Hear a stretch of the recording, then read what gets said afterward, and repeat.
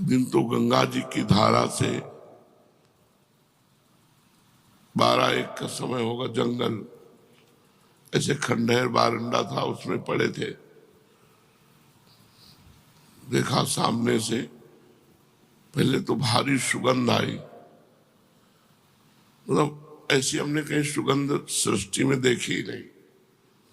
फिर देखा गंगा की धारा से प्रकट हो रहे और हमारी तरफ आ, हम जैसे जैसे वो आते जा रहे वैसे वैसे जड़ होते जा रहे। हमारा शरीर हिल नहीं सकता, बिल्कुल जड़ता भाव एकदम। ज्ञान पूरा है, चेतना पूरी है, हिल नहीं सकते। आए, हमारा सर अपनी गोद में लिया, ऐसे सहलाते हुए एक मंत्र बोले, वो अब भी जपते हैं। थोड़े समय वो अब भी जपते हैं, क्योंकि महापुरुष का दिया हुआ, किसी लाभ से नहीं, पर भगवान ही तो उस महापुरुष के रूप में आए और उन्होंने दिया। बस केवल सर में ऐसे हाथ फैलाते रहे। कई ऐसे महापुरुषों के जो बड़े ही दिव्य, तो अपने आप आपको संतों का सानिध्य मिल जाएगा यदि अहंकार रहित और भोग, इंद्रियों के जो भोगे जाते हैं इनका त्याग, ये 2 बातें जरूरी है। कबीरदास जी कहते हैं, चदरिया जैसी की तैसी धरि दीनी। अपनी सुधा निधि में लिखा हुआ है, धरोहर की तरह ये शरीर गंदा ना होने पाए। आप लोग बड़े भाग्यशाली हैं जो आपको वैराग्य मार्ग मिला है, कोई छोटी मोटी बात नहीं है।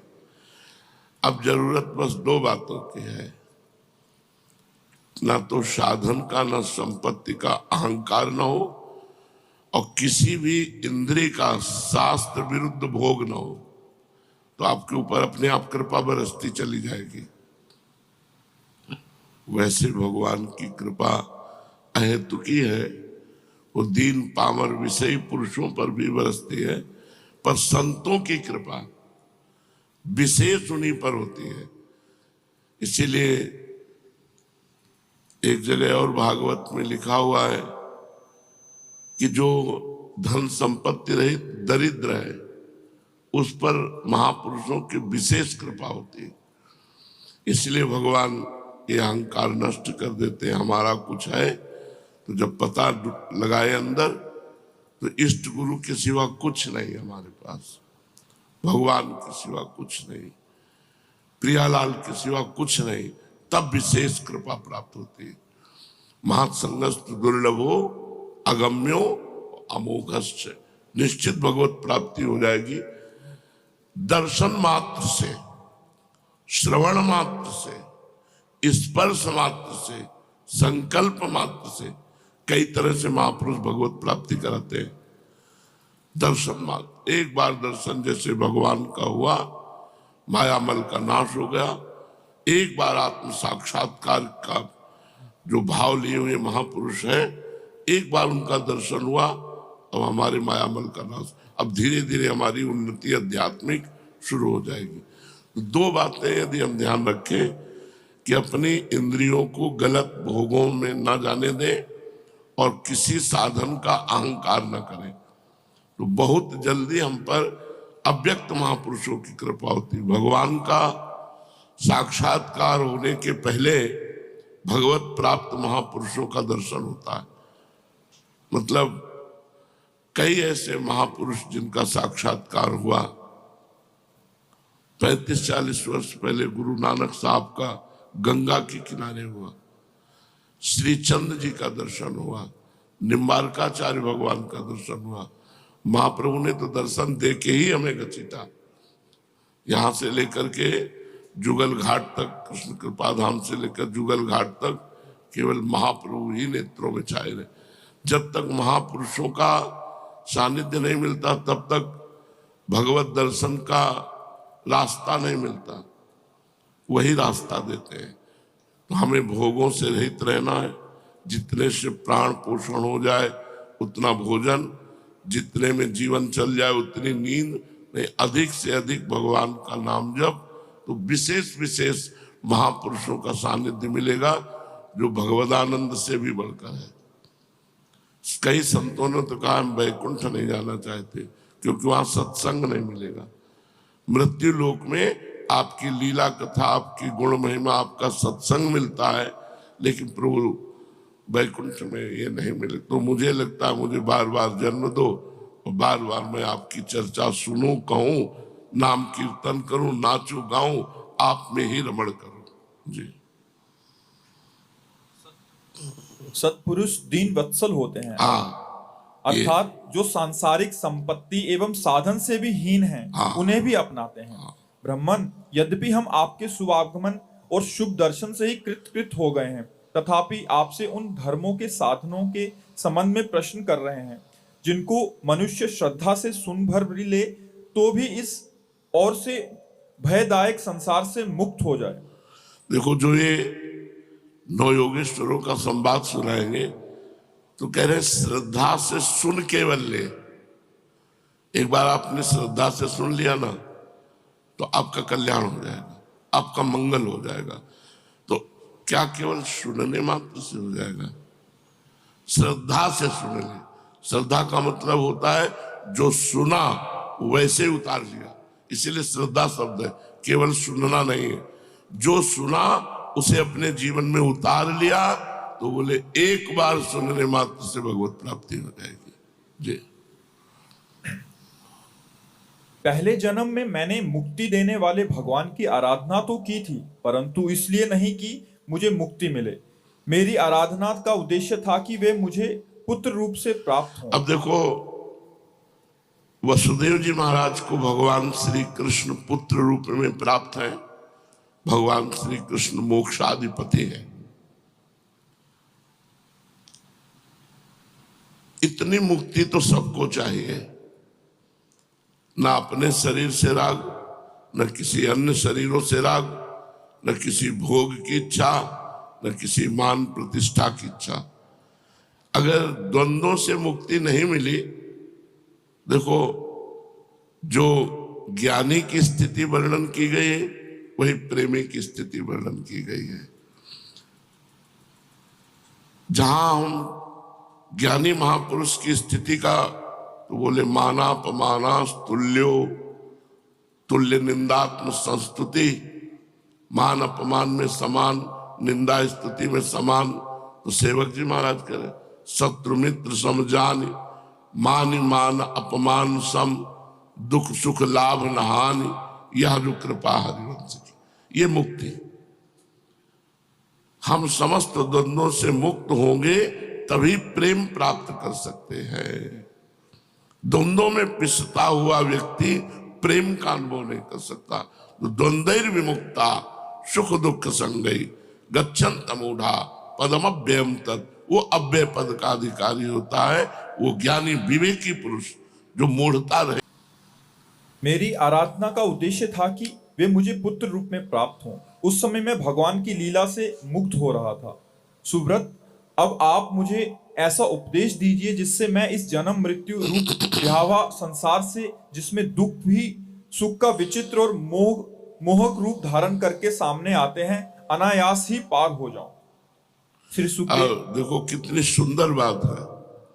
संसार का प्रत्येक सुख जिसे तुम समझते हो वो दुख है। टोटल दुखालयम अशाश्वतम। किसी भी इंद्री का संयोग जो तुम्हें सुख लग रहा है, तुम समझते नहीं, ये भगवान की माया के प्रभाव से लग रहा है। वस्तुतः देखो, वसुदेव जी कह रहे हैं वो दुख रूप है और भगवान भी कह रहे हैं दुखालयम। तो हमें चाहिए जब हमारी इंद्रियां गलत चेष्टा, गलत मार्ग, गलत भोगों की इच्छा करें, उसी समय उनका दमन करें। इंद्रियों का दमन कैसे किया जाता है? नाम जब चल रहा है और बार बार वो हमारे अंदर इच्छा प्रकट हो रही, उस इच्छा को बार बार हटा रहा है। नाम जब चल रहा, माना ही नहीं अंत तक उस इच्छा को, तो वो इच्छा नष्ट हो जाएगी। वो 10 बार 100 बार मन पेश करेगा, हमें मानना ही नहीं। एक बार की बात कैकेयी जी ने हटा दी। मंथरा से कहा अगर दोबारा बोली तो तुम्हारी जबान काट लूंगी। जैसे दोनों आंखें व्यक्ति को प्रिय होती है, ऐसे मुझे भरत और राम प्रिय है। लेकिन जब दोबारा बोली तो कैकेयी जी काट नहीं पाई और उस बात को स्वीकार कर लिया। ये मन मंथरा की तरह सलाह देता रहेगा, आपको प्रपंच में फंसाता रहेगा। आपको काटना होगा भजन बल से। अगर आपका भजन नहीं चल रहा तो जो चल रहा है उसी का मनन हो रहा है, वो सब गंदा हो रहा है।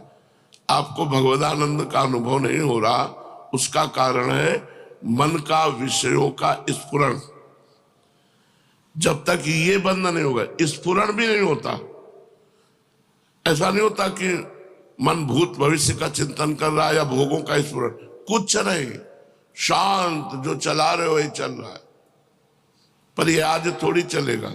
अभ्यास योग युक्तेन चेतसा नान्यगामिना, जब हम बहुत अभ्यास करेंगे तब हमारे अंदर ये स्थिति आएगी कि शांत एकदम, बोलने का मन इच्छा नहीं, खाने की इच्छा नहीं, सोने की इच्छा नहीं, मिलने की इच्छा का नाश ही मोक्ष है, इच्छा ही बंधन है। सकल कामनाहीन जे राम भगति रसलीन, जाहि न चाही कबों कछु, चाहना ही इच्छा ही यही बंधन है, यही भगवत विमुखता है।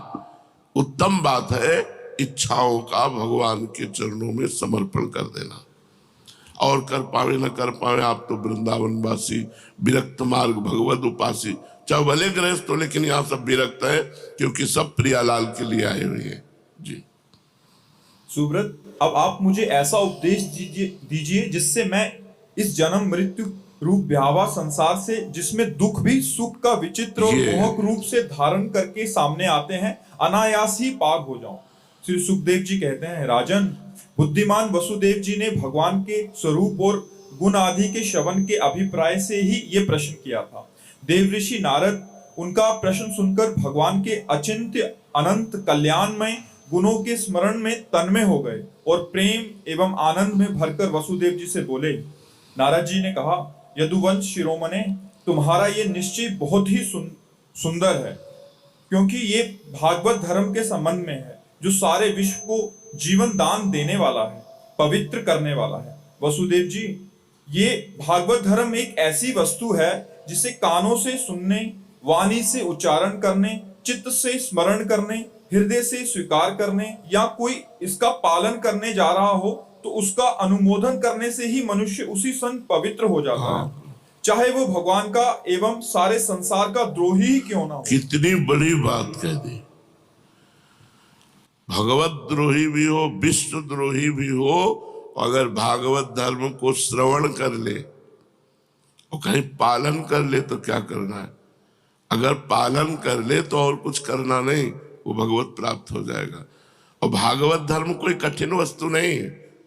भागवत धर्म किसे कहते हैं, अभी वर्णन करते हैं।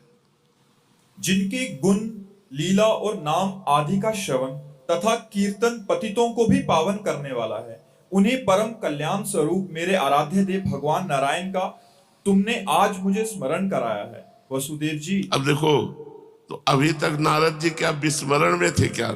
नवम जब हम भगवत चर्चा सुनते हैं, जब भगवान की आप कोई बात करते हैं तो ऐसा लगता है कि मुझे अब स्मृति आई, जबकि स्मृति में ही डूबे हैं।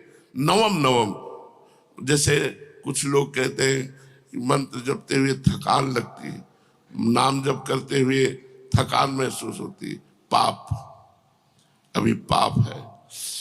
नहीं, तुमसे सही कहते हैं, जलन महसूस होती है कि अभी वो भजन नहीं हो रहा, हाय हाय मचता है कि फिर रात आ गई, फिर दिन आ गया, अभी वो भजन नहीं हो रहा जो होना चाहिए।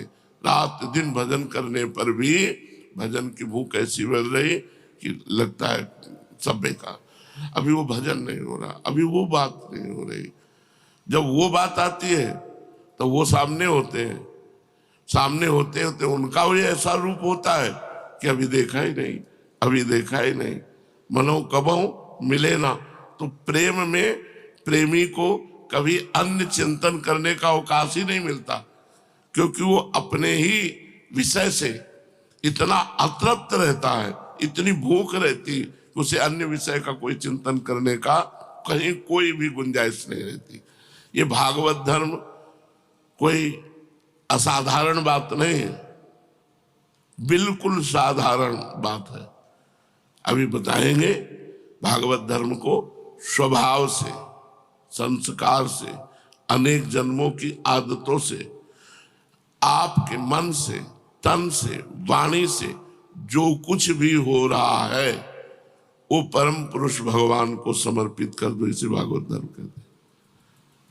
कुछ नहीं बताया कि ये करो, जो कुछ हो रहा है वो सब भगवान। यत करोषि, गीता जी में भगवान ने कहा यत करोषि, जो कुछ कर रहे हो वो भगवद अर्पणमस्तु, राधा वल्लभ अर्पणमस्तु, कृष्णार्पणम। अरे बड़ा लाभ है इसमें, इसमें कहे निश्चित भगवत प्राप्ति।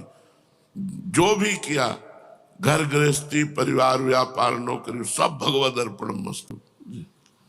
वसुदेव जी, तुमने मुझसे जो प्रश्न किया है इसके संबंध में संत पुरुष एक प्राचीन इतिहास कहा करते हैं। वह इतिहास है ऋषभदेव जी के पुत्र 9 योगेश्वरों का और महात्मा विदेह का शुभ संवाद।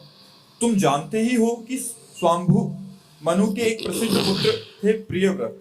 प्रियव्रत के आग्निद्र के नाभि के पुत्र हुए हैं ऋषभदेव जी। शास्त्रों ने उन्हें भगवान वासुदेव का अंश ही कहा है। मोक्ष धर्म का उपदेश करने के लिए उन्होंने अवतार ग्रहण किया था। उनके 100 पुत्र थे और सबके सब वेदों के पारदर्शी विद्वान थे।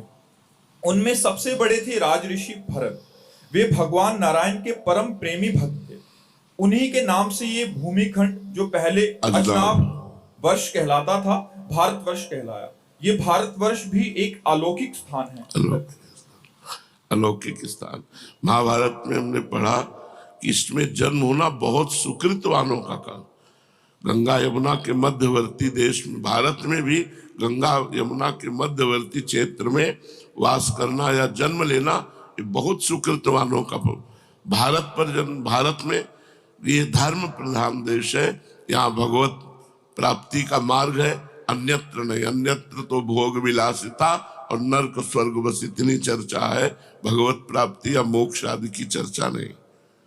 ऋषि भरत ने सारी पृथ्वी का राज्य भोग किया, परंतु अंत में इसे छोड़कर वन में चले गए।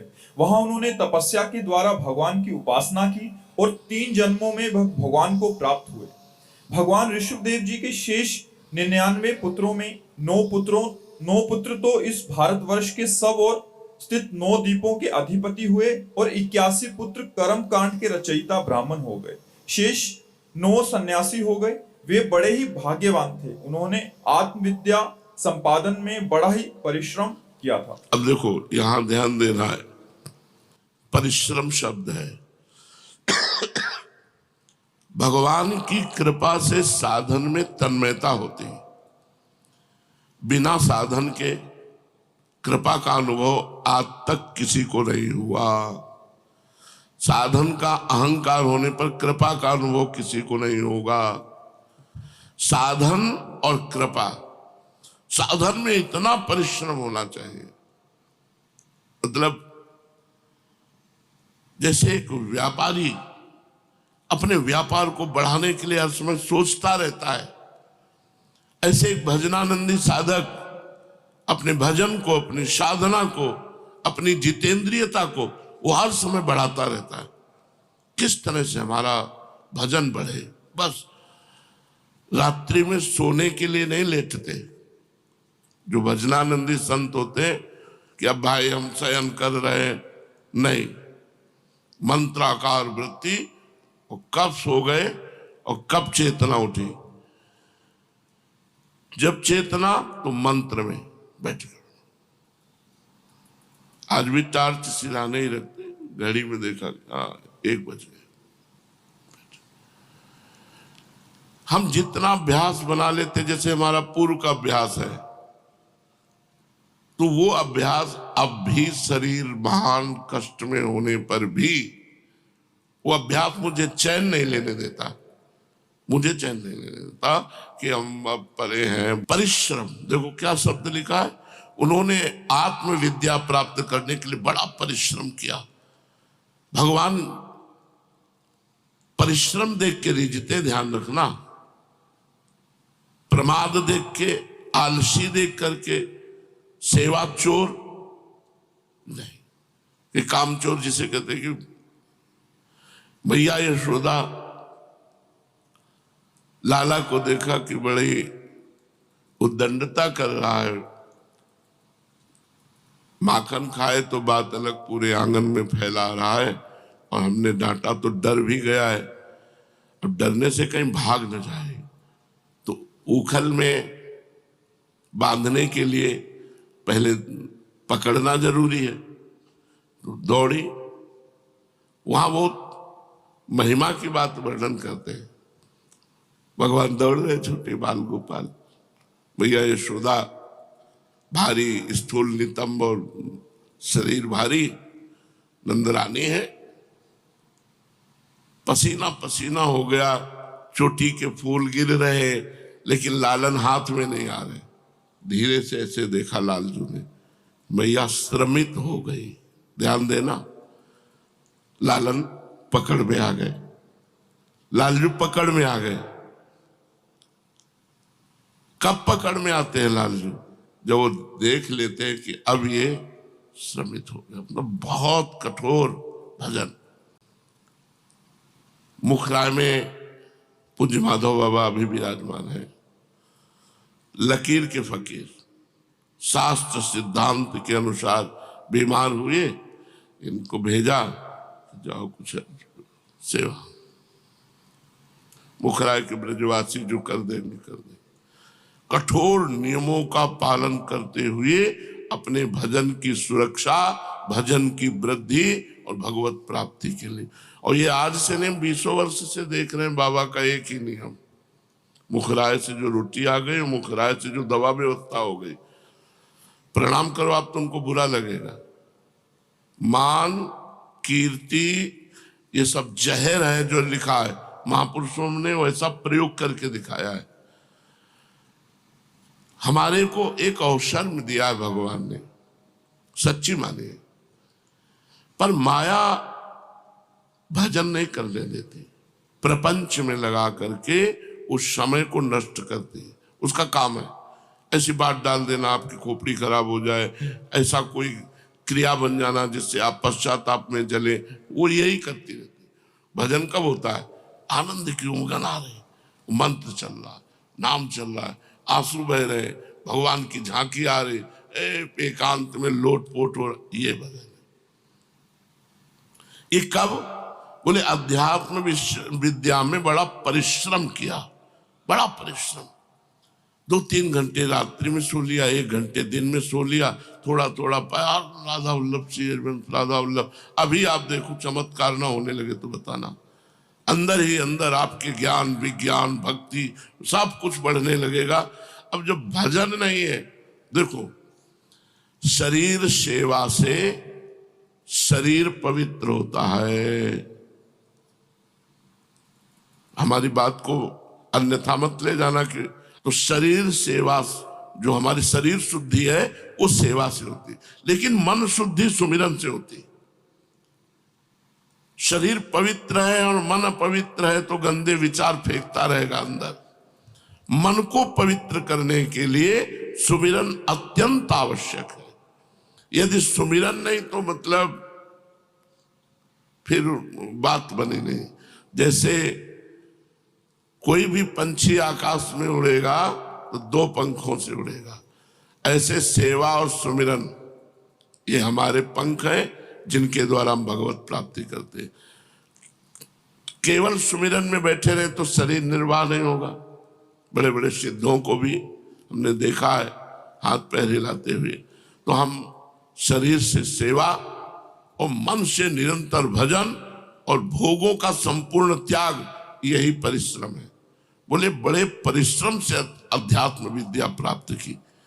तो जब तक हम आलसी, प्रमादी, भोगी, तो फिर भगवान के मार्ग के पथिक कैसे बनेंगे?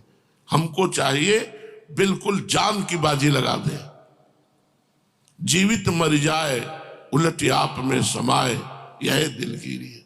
जिंदा मर जाना, जैसे मरे हुए पुरुष में इच्छा नहीं होती, ऐसे जीवित हमारे अंदर कोई इच्छा नहीं। एकमात्र भगवान के भजन की इच्छा। हम आपसे हृदय की बात कहते हैं कि भगवान के मिलन की चाह से भी बढ़कर बात है भगवान के निरंतर भजन की चाह।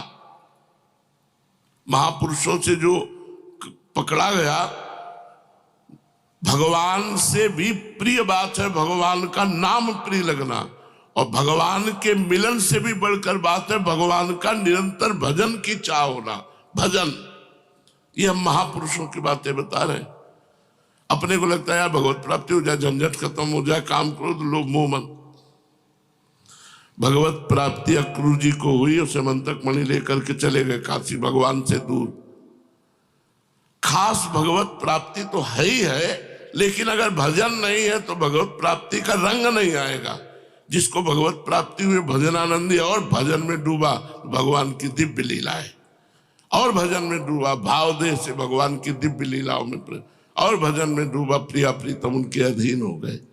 जैसा वो चाह रहे वैसे प्रिया प्रीतम खेल रहे।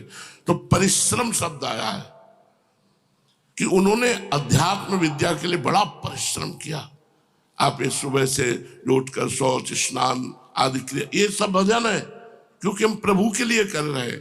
तो हमें चाहिए आलस्य और प्रमाद छू न जाए, और खान पान से थोड़ा उदासीन रहे। भजन सरस, भोजन जिसका नीरस, पक्की बात समझ लो। और जिसका भोजन सरस उसका भजन नीरस। परिश्रम शब्द है, अगर आप साधना में परिश्रम नहीं करेंगे तो प्रमाद स्थिति आपके अंदर रहेगी, शरणागत स्थिति नहीं। ध्यान रखना, एक शरणागति के बहाने प्रमाद को पुष्ट करते रहते हैं। काहू के बल भजन को, काहू के आचार, व्यास भरोसे कुंवर के, सोवत पांव पसार। ये दोहा किस कोटि का भरोसा है वह अभी नहीं। संपूर्ण रागों का त्याग होकर लाडली के चरणों की ठसक, यही तो भजन है। हर समय हर समय तो हमें प्रमाद स्थिति नहीं धारण करनी, हमें परिश्रम करना, पसीना चुहाना है भजन में। जब बार बार मन हटता है, बार बार नाम जप कर हृदय जलता है, हम उसे सहेंगे। काम क्रोध जला रहे हम उसे सहेंगे, हम भूख प्यास सहेंगे, हम रात में जगेंगे, डट के भजन करेंगे, और इसी जन्म में प्रियालाल को प्राप्त होंगे। जी। शेष 9 सन्यासी हो गए। वे बड़े ही भाग्यवान थे। उन्होंने आत्मविद्या के संपादन में बड़ा ही परिश्रम किया था, और वास्तव में वे उनमें बड़े निपुण भी थे।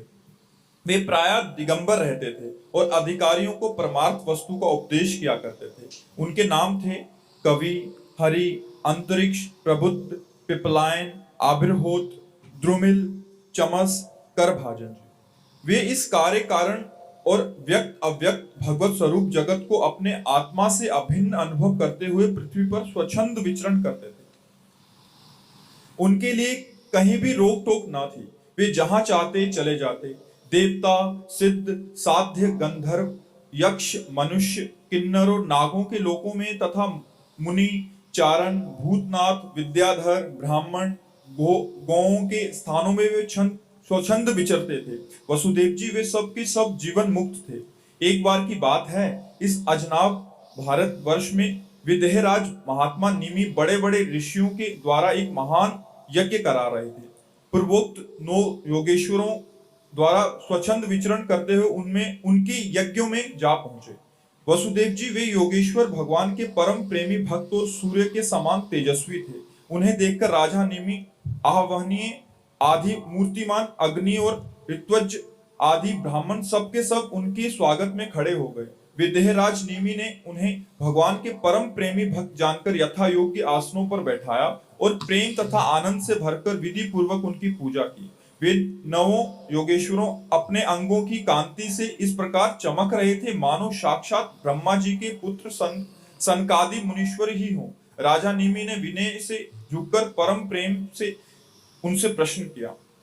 विदेहराज निमि जी से कहते हैं, भगवान, मैं ऐसा समझता हूं कि आप लोग मधुसूदन भगवान के पार्षद ही हैं, क्योंकि भगवान के पार्षद संसारी प्राणियों को पवित्र करने के लिए विचरण किया करते हैं। जीवों के लिए मनुष्य शरीर का प्राप्त होना दुर्लभ है। यदि ये प्राप्त भी हो जाता है तो प्रतिक्षण मृत्यु का भय सिर पर सवार रहता है, क्योंकि ये संभंगुर है। इसलिए अनिश्चित मनुष्य जीवन में भगवान के प्यारे और उनके प्यार करने वाले भक्तजनों का, संत जनों का दर्शन तो दुर्लभ ही है। इसलिए त्रिलोक पावन महात्माओं, हम आप लोगों से ये प्रश्न करते हैं कि परम कल्याण स्वरूप क्या है और उसका साधन क्या है। इस संसार में आधे क्षण का दो बातें पूछी, परम कल्याण का स्वरूप क्या है और उसका साधन क्या है। परम कल्याण मतलब भगवत प्राप्ति, उसका स्वरूप क्या है और उसका साधन क्या है जी। इस संसार में आधे क्षण का सत्संग भी मनुष्यों के लिए परम निधि है। योगेश, आधे क्षण का भी सत्संग परम निधि। ये सत्संग मिलना मतलब भगवान की विशुद्ध कृपा से सत्संग मिले, मतलब विशुद्ध कृपा। जब द्रवही दीन दयालु राघो तो साधु संगति पाइए, बैठ करके भगवत चर्चा होना बहुत बड़ी यज्ञ है, ये बहुत बड़ा कार्य है। इससे निश्चित मन की मन, आप लोग आए भी इसी से तो हो, सत्संग के प्रभाव से ही तो संसार का त्याग करके वृंदावनवासी भगवत उपासी बने हो जी। योगेश्वरों, यदि हम सुनने के अधिकारी हों तो आप कृपा करके भागवत धर्म का उपदेश कीजिए, क्योंकि उनसे जन्मादि विकार से रहित एक रस भगवान श्री कृष्ण प्रसन्न होते हैं और उन धर्मों का पालन करने वाले शरणागत भक्तों को अपने आप तक का दान कर देते हैं। देवऋषि नारद जी ने कहा, वसुदेव जी, जब राजा निमि ने उन भगवत प्रेमी संतों से ये प्रश्न किया तब उन लोगों ने बड़े प्रेम से उनका और उनके प्रश्नों का सम्मान किया और सदस्य तथा ऋत्विज के साथ बैठे हुए राजा निमि से बोले। पहले उन 9 योगेश्वरों में से कवि जी ने कहा, राजन, भक्तजनों के हृदय से कभी दूर न होने वाले अच्युत भगवान के चरणों की नित्य निरंतर उपासना ही इस संसार में परम कल्याण, आत्मिक क्षेम है और सर्वथा भय शून्य है। हाँ, परम कल्याण क्या है? 9 योगेश्वरों में जो पहले योगेश्वर बोले, नित्य निरंतर, नित्य शब्दों का सारा खेल है, नित्य निरंतर भगवान श्री हरि के चरण कमलों की उपासना। कभी हम लीला गायन कर रहे हैं, कभी सेवा कर रहे हैं, कभी नाम जप कर रहे हैं, कभी नाम कीर्तन, नित्य निरंतर केवल उन्हीं की, भगवान श्री हरि। देखो, आस्वादनीय तो हरि ही है। आस्वादन केवल किशोरी जो करती है।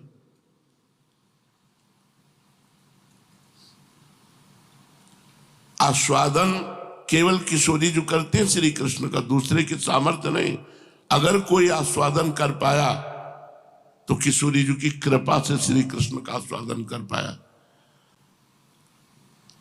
जैसे अपने ही आत्मानंद का रसास्वादन करने के लिए श्री कृष्ण ने राधा रूप धारण किया, अपने ही आत्मानंद का रसास्वादन करने के लिए। तो अब आपको समझ में आ रहा है, और हम कह रहे हैं किशोरी जी ही ऐसी कृपा करें तो श्री कृष्णानंद भगवदानंद की अनुभूति। श्री कृष्ण का रसास्वादन नहीं कर पाया कोई आज तक, अगाध रस समुद्र है, उनका रसास्वादन केवल किशोरी जी ही कर, और अगर कोई कर पाया तो किशोरी जी के कृपा भाव से ही कर पाया। यत्पाद पद्म नख चंद्रमणि छटाया विस्फुरितम किमपि गोपवधू स्वदर्शी पूर्णानुराग रस सागर सार मूर्ति साराधिका मई कदापि कृपाम करोति। राधा दास से मपास्या प्रेतते गोविंद संगासया सोयम पूर्ण सुधा रुचे परिचयम राकाम विना कांक्षते। अगर राधा चरणों का दास्य नहीं है, श्री जी के चरणों की उपासना नहीं है, तो गोविंद का सम्यक रूप से रसास्वादन नहीं किया जा सकता। जैसे पूर्ण चंद्र का दर्शन पूर्णिमा के बिना नहीं हो सकता, ऐसे किशोरी जी के बिना परमात्मा तत्व का अनुभव नहीं हो सकता। जो हमारे परमात्मा है, रसघन मोहन मूर्ति। अरे आप इनको साधारण समझते क्या? क्यों? दृष्टैव चंपक लते चमत्कृतांगी, देखते ही चंपक लता की तरह चमत्कृत हो जाती है लाडली जो। ऐसे लालजू सुंदर है, ऐसे लालजू का रसास्वादन तो सिर्फ लाडली जू, जैसे आत्मानंद का रसास्वादन करने के लिए भगवान राधा रूप हुए। प्रभु ही तो राधा रूप हुए, प्रभु के हृदय का आह्लादी तो राधा है। तो हम लोगों को तो बहुत बढ़िया मार्ग मिल गया। अगर राधा दास नहीं है तो मोहन का स्वादन नहीं, और राधा दास जो है वो मोहना स्वादिते स्वयं राधा दास का रसास्वादन पर ब्रह्म परमात्मा रसघन मोहन मूर्ति श्री लालजू महाराज करते हैं। तो श्री जी के चरणों का आश्रय लेकर निरंतर हरि की नित्य निरंतर उपासना, यही परम कल्याण का स्वरूप है। नव योगेश्वरों ने बताया नित्य निरंतर भगवान श्री हरि के चरण कमलों की उपासना ही परम कल्याण है, ये श्रेय है।